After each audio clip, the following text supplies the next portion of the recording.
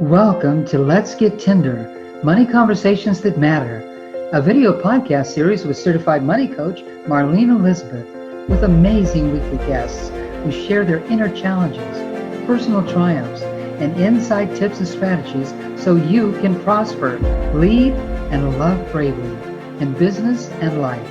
So get comfy and get ready to grow money wings. Hi, everyone. Welcome to Let's Get Tender, Money Conversations That Matter. I'm your host, Marlene Elizabeth. And in this series, we talk all about money mindset, right? Because when you are a woman in business, it's so important to know what your relationship is to money. And it is something that evolves and grows, right? As your business evolves and grows. And so I am so excited that you've joined me here today. I appreciate, because I understand how busy you are, but I do appreciate the fact that you've taken time to pause and listen a little bit to the journey of the guest that you are about to meet. We're going to talk all about her money story. And so I am very excited to introduce you today to Miss Nina Heikkila. Welcome to the show, Nina. Thank you, Marlene. I'm grateful for the opportunity to talk about this very meaningful factor in our lives. Oh, thank you so much. I am too. I'm very excited. And before we get started, I want to just share a little bit about your background with our viewers here. So Nina is a law of attraction expert. She is an intuitive success and abundance coach who specializes in personal transformation and spirituality. She enjoys writing and speaking and teaching about metaphysics and spiritual wellness, including mindfulness, resilience, and purpose. Nina works with women on a spiritual level, and she teaches them how to work with their intuition and the law of attraction to achieve their highest potential. She helps her clients gain more clarity about their passion and purpose and how to transcend those limiting beliefs that have been preventing them from achieving their goals in the past. Now, Nina has an interesting background story. Shortly after experiencing an anxiety attack due to her frustration with her circumstances, Nina lost her job.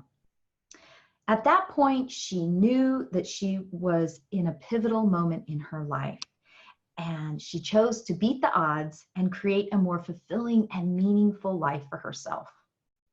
After spending most of her life making choices that were really according to the opinions and beliefs of others, Nina chose instead to forge a new path, a different path to discover her passion and follow it. Her quest for answers inspired her to start using the law of attraction, doing research in psychology and neurology, and find ways to reprogram her subconscious mind and also create an empowered mindset. Well, within 3 months, Nina manifested money and prizes and her dream job. It was then that she discovered her passion, which is to teach other women how to live their ideal life. As a coach and teacher of ancient spiritual knowledge, the law of attraction, metaphysics, and many other wonderful spiritual principles, Nina really truly helps empower women to experience personal transformation in their life. So again, welcome to the show, Nina. Thank you, Marlene. I'm happy to be here. So Nina, let's get started. One of my favorite questions that I love to ask my guests is, what is your first memory of money? In my experience, I remember being about 8 years old and in a department store with my mother. And I had picked up a stuffed animal that I really wanted. But I also knew that my mother reserved buying me toys for special occasions or when I achieved something in school. And I presumed that her answer would be no.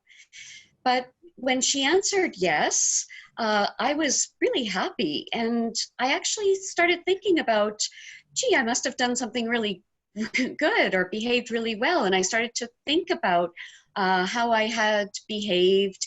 And from that point on,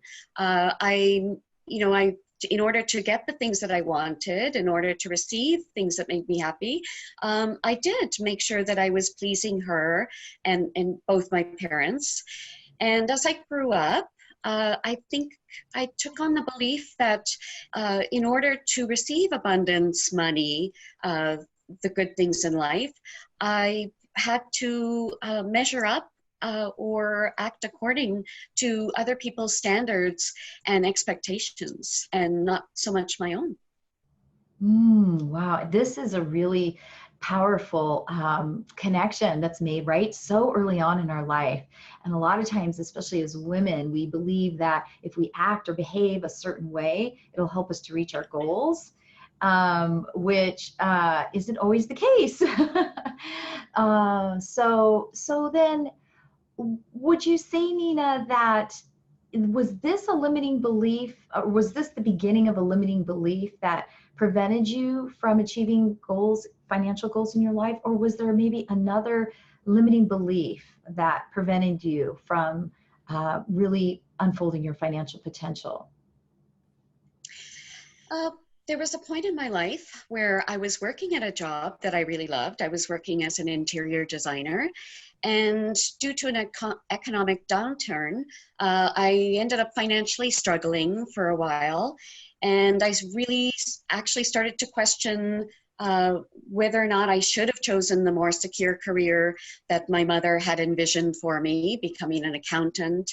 And I started to question if I'd made the right choice, since this is where I ended up.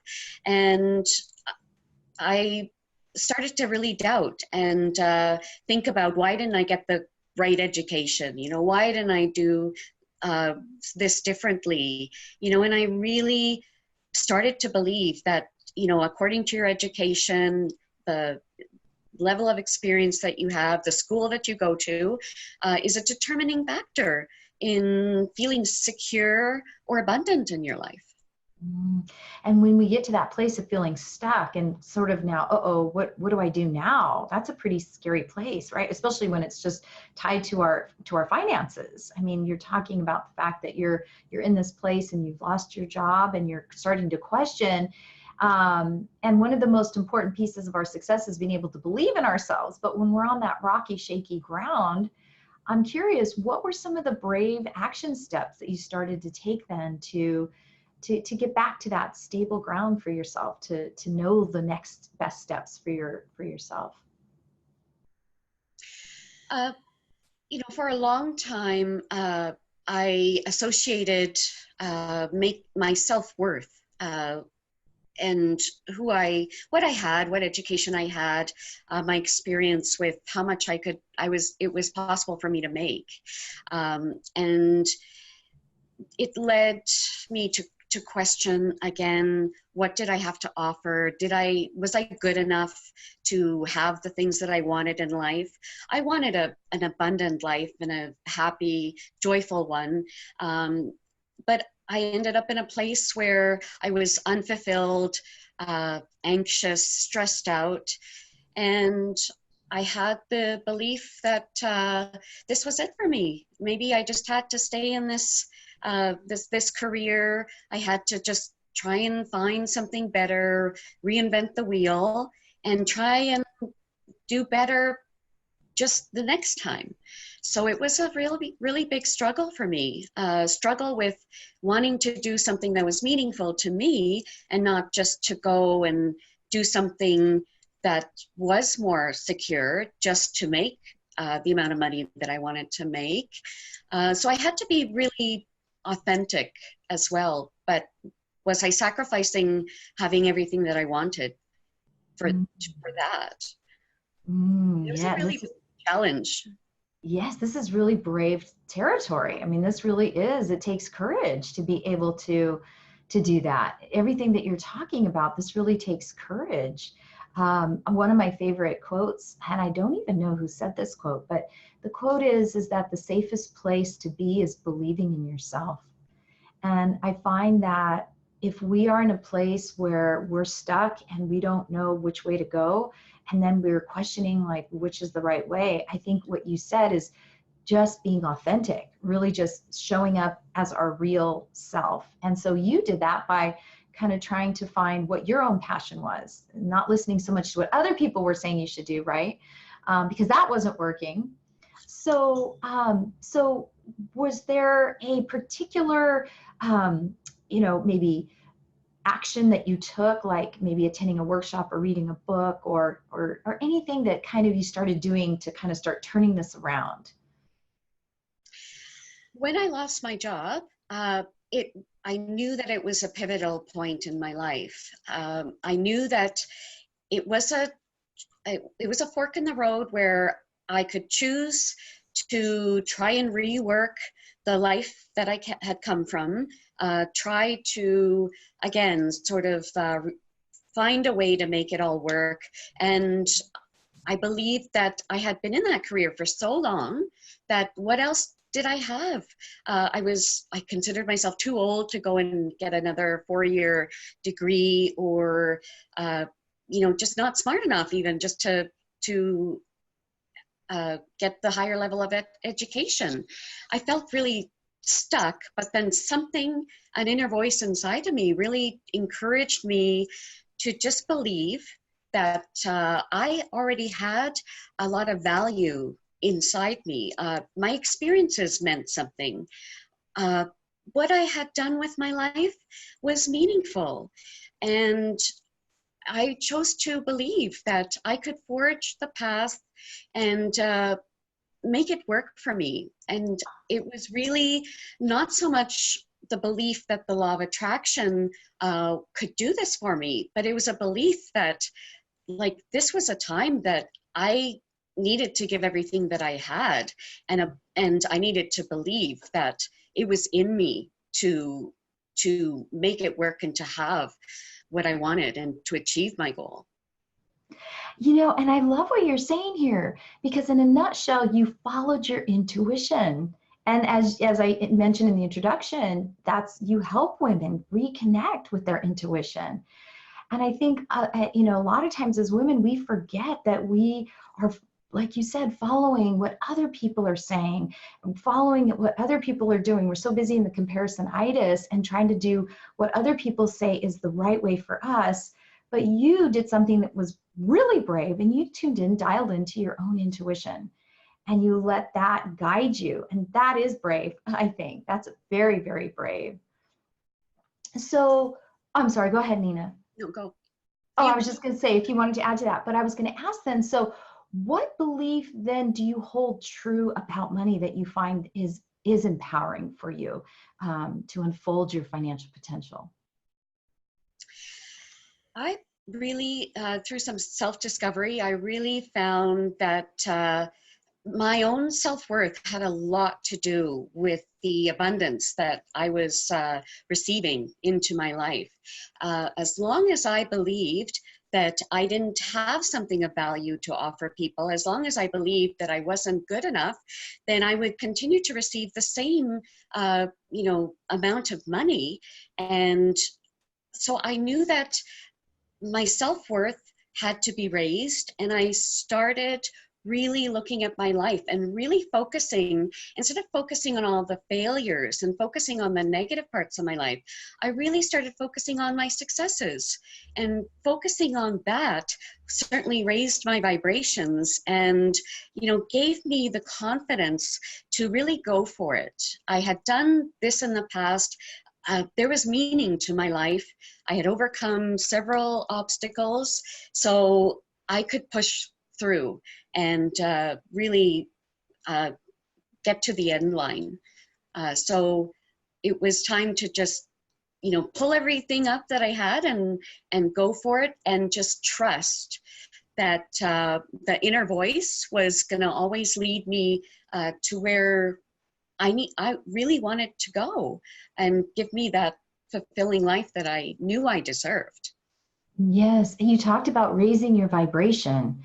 That is really, really helpful. Can you say a little bit more about how you did that? Some maybe specific ways that you that you did that to raise your vibration, to attract, more positive things your way?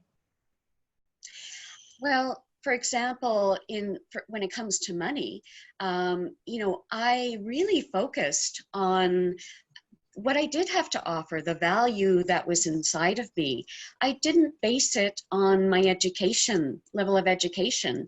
I didn't base it on, my career history. I really accepted and appreciated what I had done in the past. I was really great with people. I would often work with them. They'd come to me for answers. And I was a very giving person. And I knew that working with people and was something that I was meant to do. I was meant to help people overcome what I had overcome. And so associating my value with money and what I deserve to have, the minute I sort of flipped that switch and found myself worthy of having everything that I wanted, it takes some doing, but if we go deep enough, we have to really just start to think about all the good and all the experiences and all the wonderful things that we've done, instead of focusing on our failures, to focus on what's deep inside of us and how we give to the world and to other people, and how that makes us worthy of having everything that we want in life. When we talk about money, whenever I talk about money on this show or in my conversations with my clients or in my workshops, anything that, we're talking about money, the real heart of it is that we're always talking about more than just money, right? And when you talk about the fact that working with people and helping them, it just lights you up, right? That just following your passion is one way that you actually even just raise your vibration, because you're doing what you love and it's reciprocal. It's just, you give and it comes back to you, and that is definitely a self-esteem builder, and it does raise up our vibrations. I love that. And also, just the courage, again, like you said, to follow your intuition. It's almost a daily practice, right? That we need to tune into almost every single morning, and even every single evening. We start in the morning by reconnecting with our spirit, with our essence, and make sure that we're connected. And at the end of the day, reconnect again, make sure that we're still, after all our day's activities, we're still connected.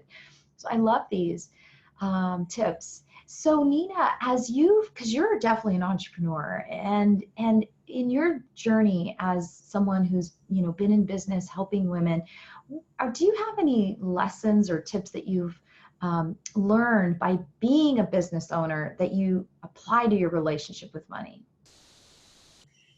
Well, when I first started, I did my marketing research, and I looked around at the different people that provided the same service that I did. And it was really easy to start for that negative voice to come in saying, well, they have this and you don't, and they have a long list of accreditations and you don't have that many. So, how are we going to stack up? And so when I thought about how I was going to price my services, that had a really big impact, because I started pricing so low just to give myself the chance of even having somebody take a chance on me, and so that I could compete or even make money in the industry. So my prices reflected how much I really believed I thought I had to offer. But I also started to learn that the more I opened up about my story, and the more I expressed what I had been through, the more vulnerable I became, or allowed myself to be, more people started paying attention. More people were attracted to the energy that I was, emitting. And, I really realized that my story could touch so many. And it was because I had overcome they were struggling to overcome themselves, and that I was being honest about it, that I was saying, this is hard, we have to really, put on our brave warrior, archetype to just forge through some of these obstacles that we come up against. But the more that I aligned with my truth and with my story and wanting to help people, the more people I attracted, and I attracted more money, just being authentic. It was wonderful. This is a great lesson that you share. And I love what you said too earlier, that sometimes, because so many times we'll do training when we're getting started in business and we're putting our product or service out there, and we feel compelled that we have to do it for a real high amount. But if it's going to prevent us from ever getting out there, then maybe it's okay to just go ahead and start with where we are. Start with a price that we feel comfortable, because really it's just the practice of just getting out there and doing it, right? And then at that point, then we grow our confidence and we start raising our prices, and so it's the point of, I think, more just doing it rather than trying to get every piece just right. And you're also talking about that too, being vulnerable and allowing that vulnerability to show, allowing your humanity to just be present to other people who are struggling with those same issues, and being of service in that way, and how that is so powerful in impacting our bottom line. So I love these tips. So Nina, what would you say then is maybe just something that you've learned about money that you wish you would have known right from the beginning? Like if someone could have just whispered that golden piece of wisdom in your ear back then, what would that be?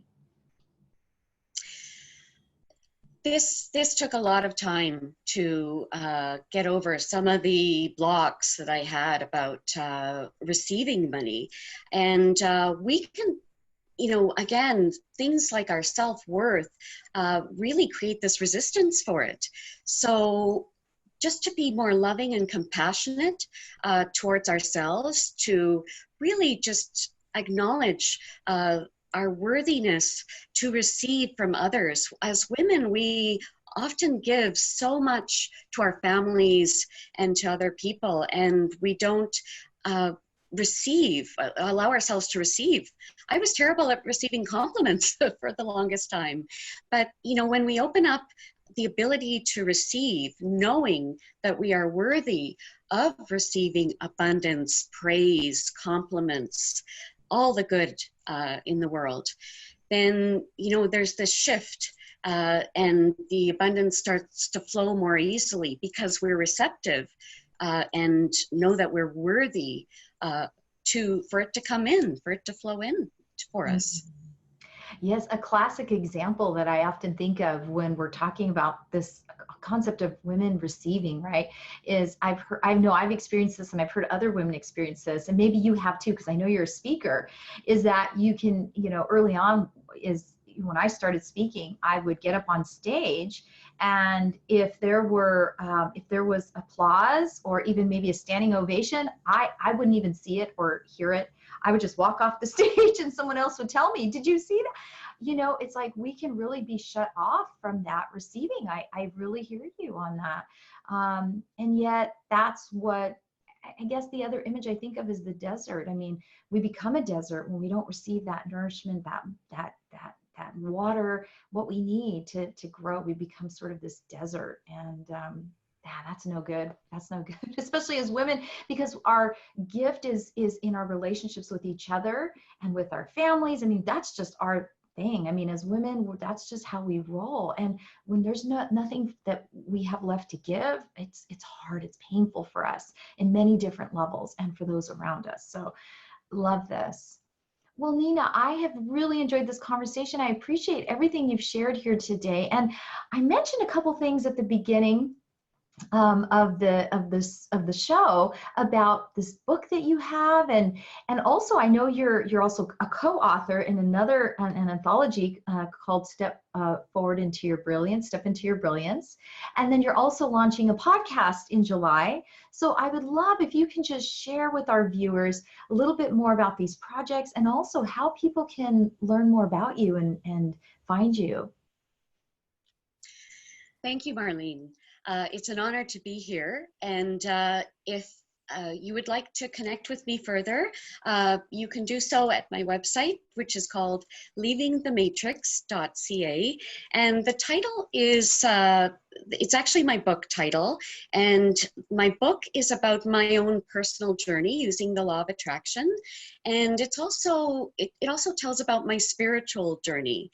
It was more than I anticipated, but so wonderful. It was a journey of awakening and self-discovery. And I really, if you would like to download 2 free chapters, you can do so on my website. And, you know, I have chapter 5 is specifically about manifesting what the truly meaningful things. You know, it's not about manifesting material things. It's about manifesting from the heart. And there is a deep knowing inside of us telling us what we really want out of life. And, basically being authentic and having a more aligned life with who we are and our passions is so meaningful. It's one of the biggest lessons that I have learned, to be in alignment with who you really are and discovering what you came here to do. So I'm very honored to be to write a chapter in the book, Step into Your Brilliance, which is coming out in December of this year. And it's my passion to inspire everyone just to realize that it's never going to be the right time to take that first step. But it is your time to really go for it. And the journey may seem scary, but we've got it in us and it's very worthwhile. So I just want to leave you with that. Thank you so much, Nina. I think, the support that you offer is so important, especially as women, when you were talking about receiving, so important on this journey, whether it's to increase our financial potential, to build our business, whatever it is that we're trying to achieve in our life, support is so essential. And so I really appreciate that you've shared that information with our viewers. And I just want to say in these final last seconds of our show, is there any final words that you'd like to add as we wrap up this segment? Thank you, Marlene. My greatest wish is for everyone just to honor themselves and find the worth within. It doesn't matter your career path in the past.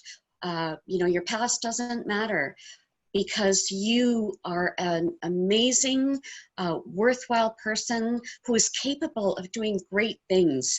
And it's really important that we don't end up in a point of our lives where we're running out of time and we realize, I didn't stand up for myself. I didn't follow my passion, and I followed the expectations of others. And, to have that deep regret, I think, would be just really one of the worst things that we could do to ourselves. So, the universe provides and is encouraging us to really become who we're meant to be. And who you are is good enough, and you are not lacking anything. And that is my strongest message to everyone. I love it. Yes, I believe women are being called to a new frontier, especially in the relationship to money. And I believe there's a real intentional purpose behind that. I really believe that. So again, thank you, Nina, for being here today. I really appreciate all your insights and your wisdom today. Thank you, Marlene. It's an honor to be here.